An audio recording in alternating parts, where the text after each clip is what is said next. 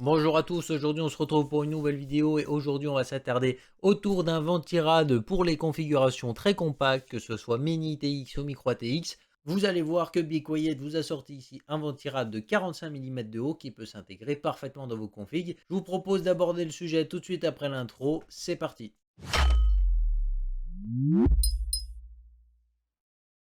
Pour ceux qui sont nouveaux sur cette chaîne, bienvenue sur AZERTES Hardware FR, une chaîne qui se concentre autour du monde du hardware. Et ici, on fait des reviews, des guides d'achat et de la vulgarisation pour te permettre de monter et d'acheter ton PC au meilleur prix tout en sachant ce que tu achètes. Et si jamais tout ça, ça t'intéresse, n'hésite pas à t'abonner et activer la cloche pour être au courant de toutes les prochaines vidéos. Comme je vous disais aujourd'hui, BeQuiet m'a envoyé justement le dernier ventirad super compact qu'ils ont fait. C'est le BeQuiet Pure Rock LP, un ventirad plutôt sympathique et très compact qui va s'intégrer dans pas mal de configs.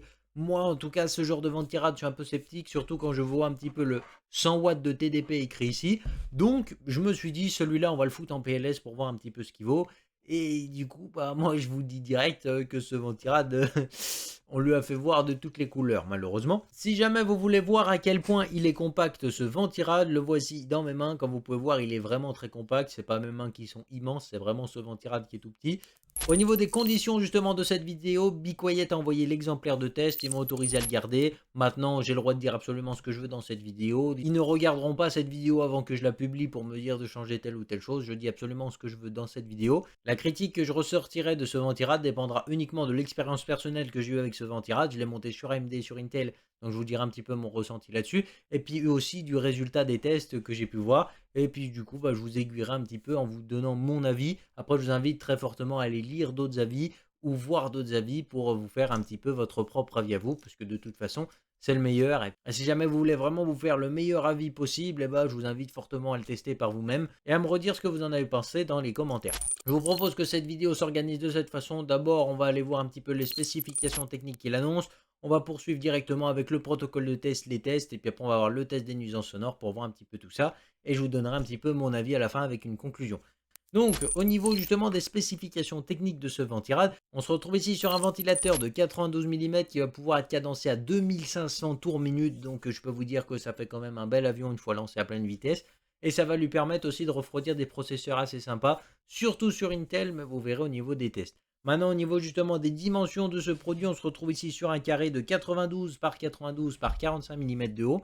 Donc c'est plutôt pas mal. Au niveau du poids de la bête, parce que ça peut être quelque chose de très intéressant justement pour les configs très compacts, peut-être que des gens cherchent des trucs très transportables et qui éventuellement prendront presque pas de poids dans un avion, ou je sais pas, ça peut être une certaine contrainte à respecter. Et bah ce ventirad vous propose un poids de 358 grammes, si ça comptera pas la pâte thermique, mais bon vous rajoutez 1 ou 2 grammes en plus, et puis voilà, ça vous donnera à peu près une petite idée de ce qu'il vaut avec la pâte thermique. Au niveau justement de l'architecture de ce radiateur, on se retrouve ici sur un radiateur avec 3 caloducs de 6 mm intégrés. Donc les caloducs sont plutôt bien répartis justement sur toute la surface du radiateur pour assurer une dissipation maximale. D'ailleurs le radiateur est principalement en aluminium pour offrir un maximum justement de dissipation thermique, comme vous devez certainement vous en douter. C'est à peu près tout justement pour les caractéristiques de ce radiateur. Il n'y a pas de LED, donc au niveau des branchements ça va être très simple. Uniquement le 4 broches ici PWM et puis globalement ce sera tout. Après pour régler la vitesse, à vous de faire ça dans le BIOS et puis c'est plutôt pas mal. Maintenant au niveau des tests, comment ça s'est passé? Alors au niveau des protocoles de test, justement j'ai changé de table de bench pendant les tests de ce ventirad. Donc vous aurez les tests sur l'ancienne plateforme plus les tests sur la nouvelle plateforme. Alors sur l'ancienne plateforme, on était ici sur un Ryzen 5 3600 overclocké à 3,9 GHz pour 1,3125 volts. Vous avez une B550 Asus ROG Strix E-Gaming. Et puis si vous voulez tout le reste de la plateforme, allez dans la description parce que globalement vous retrouvez tout le reste. Après justement pour ce qui va concerner la nouvelle plateforme qui va être plutôt monstrueuse, si jamais ça vous intéresse une vidéo dédiée à ça, n'hésitez pas à me le dire. Mais on se retrouve ici sur un i7 11700K qui va être overclocké en veux-tu en voilà. Ici on va retrouver également au niveau de la carte mère une Z590 Unify de chez MSI qui est juste monstrueuse et franchement c'est un plaisir de faire des tests sur une carte mère aussi grosse. Et après, bon, au niveau du reste, globalement, ça change pas trop puisque j'ai récupéré à peu près le même matériel. Ah, si la RAM a changé, on est passé sur des G-Skill Ripio 5 en 3600 MHz, CAS 18. Voilà, tout le reste aussi, c'est dans la description avec les détails d'overclocking, tout ça. Justement, au niveau du protocole de test, on a pas mal de choses à dire là, au niveau du Ryzen en tout cas. Voilà, personnellement, c'est pas un ventirad que je conseille forcément pour les Ryzen, ou alors des Ryzen qui consomment vraiment pas beaucoup, comme un Ryzen 7 5700G par exemple qui peut être plutôt pas mal. Là, je ne veux pas vous mentir parce que j'y ai pas pensé globalement à lui. Mais là, en parlant, je viens de repenser à lui et ça peut être un ventirad qui irait bien avec un 5700G. ou un 5700X éventuellement si vous avez une config très compacte et que vous êtes prêt à undervolter un petit peu ce 5700X. Ça peut être plutôt intéressant comme combo. Moi, j'ai un Ryzen 5 3600, ça chauffe déjà plutôt pas mal. C'est vraiment une puce qui est particulière, le Ryzen 5 3600, personnellement, de ce que j'ai vu. Parce que vraiment, on a deux puces à l'intérieur du die qui sont totalement en diagonale. Franchement, c'est incroyable comme c'est difficile pour les refroidissements de le refroidir ça. Donc, je comprends qu'il ait galéré. Moi, j'ai dû descendre ma puce à environ 80 watts pour qu'il arrive à vraiment finir ses tests sans passer à 100 degrés, tellement c'était dur pour lui. Voilà, c'est pas forcément le truc que je vous conseillerais le plus, mais vous verrez ça dans les résultats des tests. Par contre, sur Intel, il se débrouille très bien et du coup, je vous propose de regarder les graphiques pour vous faire votre propre avis. Puis on en reparle juste après.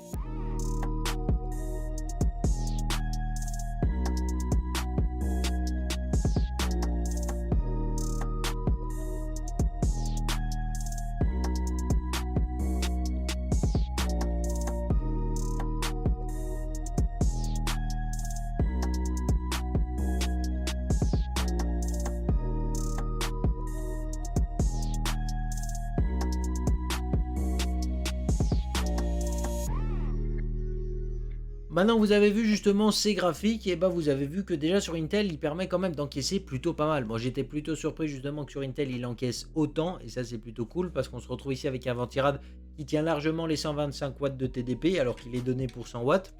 Globalement, c'est plutôt impressionnant. Et en plus de ça, si jamais vous voulez pousser un peu plus, il arrive à tenir des processeurs qui montent à 200 watts. Alors si par exemple dans votre BIOS, vous réglez les Turbo Boost, je sais plus comment il s'appelle, je crois que c'est Turbo Boost 3.0 qui a une faible durée chez Intel ou un truc comme ça. Donc tous les turbos comme ça, si vous les réglez bien, vous pouvez faire en sorte que ce ventirad vous permette de booster pendant environ une dizaine de secondes à peu près 200 watts et après vous redescendez. Parce que globalement, s'il monte tout de suite à 100%, il va arriver à vous tenir votre processeur. Par contre, si vous faites de l'overclocking, tout ça, il y a de fortes chances qu'il ne tienne pas. Parce que moi, mon 11700K, il y a des moments, il se demandait qu'est-ce qui se passait au-dessus de lui. Parce qu'il était là, il tapait un turbo à 280 watts. Et le ventirad, il n'arrivait pas. Genre, il n'y avait personne pour refroidir le i7 à ce moment-là. Du coup, ça crachait. Mais voilà, c'est pas donné pour ça, c'est donné pour 100 watts de TDP, faites pas le même genre de conneries que moi. Mais en tout cas, j'étais plutôt surpris de voir qu'il arrivait à tenir largement Intel de 125 watts. Donc c'est plutôt pas mal, ça permet déjà pas mal de choses assez sympas. Je pense que même 150 watts, ça refroidira plutôt pas mal. Ça peut être plutôt cool aussi comme genre de système de refroidissement en tout cas. Maintenant on va passer au test normalisé parce que je me suis dit que peut-être que ce ventilateur dérangerait un petit peu justement les capacités du radiateur. Alors du coup j'ai placé un ML120 de chez Corsair dessus pour voir un petit peu ce que ça donnait. Et ça va permettre de débloquer un petit peu le potentiel comme vous allez voir, mais on n'est pas non plus sur des grosses dingueries. Je vous propose de regarder ces graphiques et puis on en reparle juste après.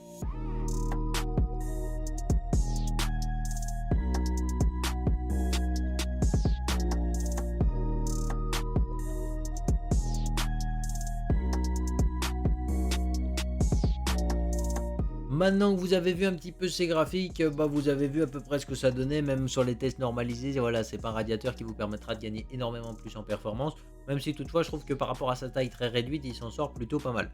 Et maintenant, je vous propose qu'on s'attaque aux nuisances sonores. Et là, vous allez voir qu'il y a pas mal de surprises également. Et du coup, pour relever les nuisances sonores, je me suis placé à 20 cm de celui-ci avec mon sonomètre. Et j'ai enregistré la nuisance sonore minimum atteinte sur 1 minute d'enregistrement. Alors, ça va permettre justement d'avoir le seul bruit constant de toute la pièce qui est justement ce ventirad. Et du coup, on se retrouve ici avec des résultats assez surprenants. Je vous propose de regarder ça, puis on en reparle juste après.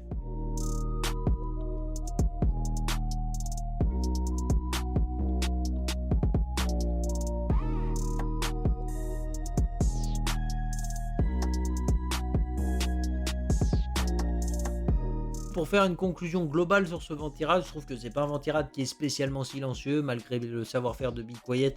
Je trouve que c'est pas vraiment par ça qu'il va se démarquer. Par contre, il est assez stylé. Je dois avouer quand même qu'il a vraiment un style assez sobre et efficace qui va passer dans pas mal de configs. Il est plutôt compact, donc il va être plus petit que pas mal de barrettes de RAM. Et il va vraiment se faufiler dans énormément de boîtiers. Moi, ce ventirad, en tout cas, j'ai beaucoup de mal à vraiment le cerner. Je sais pas vraiment à qui le conseiller. C'est très compliqué avec ce ventirad parce que sur Ryzen, par exemple, on va vraiment avoir du mal à dépasser les 80, 85, allez, 90 watts de TDP grand max. Parce que globalement, ça le met en PLS le truc, tu vois, genre même à 100% de sa vitesse, il arrive tellement pas à rattraper le manque que c'est impossible pour lui de refroidir ça. Et à côté, chez Intel, vous pouvez dépasser à un point affolant le TDP qui est annoncé, quoi. Franchement, vous pouvez le dépasser, mais tellement violemment. Genre, vous passez de 100 à 150 watts, le machin il tient encore. Voilà, il y a ça aussi qui rentre en jeu et qui est plutôt intéressant à regarder. Donc, ce Ventirad, moi je le conseillerais plus pour un utilisateur de chez Intel que de chez AMD. Par contre, comme je vous disais, avec certains AMD, ça peut être plutôt sympa. Je pense à un 5700X, j'aurais pu tester sur le mien, mais j'y ai pas pensé. Mais un 5700X d'origine, ça peut faire plutôt bien l'affaire. Je pense à un 5700G, ça peut faire plutôt bien l'affaire également. Franchement, c'est des configs qui vont être très compacts, justement, pourquoi pas pour la bureautique. Et ça va lui permettre justement d'être refroidi plutôt pas mal. Et le dernier point qui m'a vraiment fait mal, mais franchement, il m'a fait mal, c'est le montage. Il est affreux à monter, quoi. Qui a pensé... Bah, d'un côté, je comprends Be Quiet parce que je peux pas leur en vouloir. Si tu fais un truc super compact, forcément, il va y avoir des contraintes assez ouf à respecter pour pouvoir le monter et pas prendre trop de place sur la carte mère et ici et là. Tu vois, ça, je comprends totalement. Mais un montage par l'arrière de la carte mère, je me suis jamais autant embêté à monter un Ventirad. Et encore, je reste poli parce que je suis gentil, tu vois. Mais franchement, ce Ventirad, il a été affreux à monter. Et globalement, ça m'a saoulé de le monter. Je vais pas vous mentir. Sur ma table de bench, déjà, elle est pas super pratique parce que c'est moi qui l'ai fait maison. Elle est plutôt énorme. Donc, à manipuler, tu vois, c'est aussi chiant qu'un boîtier. Donc, déjà, de base, ma table de bench n'est pas spécialement incroyable. Et en plus de ça, il faut arriver à viser les trous à travers la carte mère pour visser. Et puis après, bah, faut bien viser tes vis. Expérience que j'ai pas forcément envie de revivre tout de suite, en tout cas. Mais en tout cas, niveau performance, sur Intel, ça fait plutôt bien l'affaire. Et sur certains Ryzen, ça peut être plutôt pas mal. Voilà, cette vidéo va être un peu plus longue que ce que j'ai l'habitude de faire, justement, pour parler des refroidissements. Mais c'est le premier ventirad, justement, de cette taille-là que j'essaye. N'hésitez pas à me dire si ça vous intéresse d'ailleurs, comme ça je pourrais peut-être en tester d'autres, que ce soit en contactant d'autres marques ou en les achetant par moi-même, tu vois, je suis pas assez prêt. Mais si jamais c'est un truc qui vous intéresse, je peux éventuellement en racheter 2 ou 3 de cette taille-là pour pouvoir les comparer entre eux et avoir une meilleure idée du truc. Parce que là, c'était vraiment mon premier ventirad de cette taille-là. Alors peut-être que je critique des choses sur cette taille-là et que globalement plein d'autres ventirades ont les mêmes défauts et que moi bah, je les ai tout simplement jamais vus. Donc. Et comme moi je les ai globalement jamais testés ces genres de ventirades, et bah je me fais mon avis par rapport à ce que je viens de découvrir. Sur ce, j'espère que la vidéo vous aura plu. Si c'est le cas, n'hésitez pas à mettre un petit pouce RGB parce que ça fait plaisir, à vous abonner si ce n'est pas encore fait. Un énorme merci à Be Quiet qui a bien accepté de m'envoyer cet exemplaire de test. Et puis sur ce, je vous souhaite une très bonne journée et on se retrouve très bientôt pour une prochaine vidéo. Bye les gens.